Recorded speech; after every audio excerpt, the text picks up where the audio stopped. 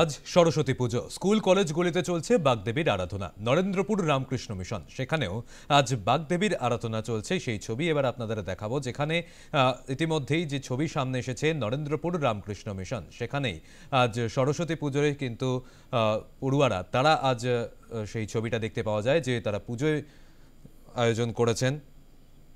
মহাসমারোহে নরেন্দ্রপুর রামকৃষ্ণ মিশনে পালিত হচ্ছে সরস্বতী পুজো। স্কুলের অ্যাসেম্বলি হলে পুজোর আয়োজন করা হয়েছে। মূলত একাদশ ও দ্বাদশ শ্রেণীর পক্ষ থেকেই পুজোর আয়োজন করা হয়।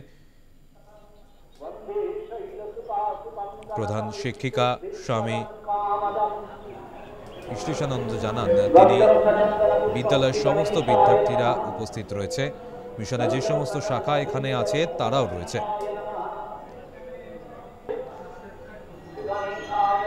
আজ পুজোয় অন্নভোগের ব্যবস্থা রয়েছে। তারপর ছাত্রছাত্রীদের পক্ষ থেকে সাংস্কৃতিক অনুষ্ঠানেরও আয়োজন করা হয়েছে বলেও জানিয়েছেন। শুধু বিদ্যালয়ের ছাত্রছাত্রীরাই নয়, তাদের অভিভাবক ও বহু ভক্তবৃন্দ উপস্থিত রয়েছেন।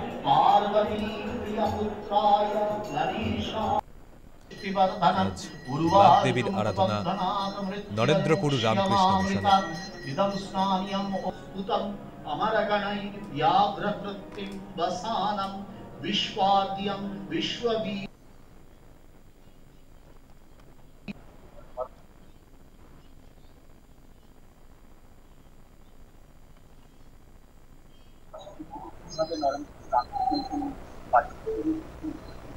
মিলে আমাদের এই বিদ্যালয় প্রাঙ্গণে মা সরস্বতীর আরাধনায় শুরু হয়েছে।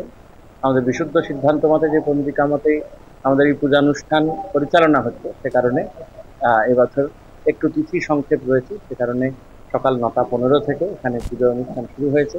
তারপর পুষ্পাঞ্জলি, ছাত্ররা অন্যান্য আমাদের আশ্রমের বিভাগের অন্যান্য ছাত্ররাও এখানে পুষ্পাঞ্জলি নিবেদন করবে। সমবেত ভক্তমণ্ডলী, অভিভাবক অভিভাবিকা পুষ্পাঞ্জলি নিবেদন করবেন। তারপর দুপুরে সবার প্রসাদেরও ব্যবস্থা রয়েছে।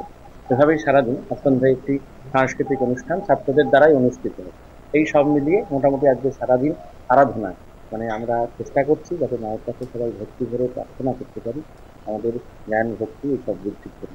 সে কারণেই এই আরাধনা, সে কারণেই এই উদযাপন। আগামীকাল আমাদের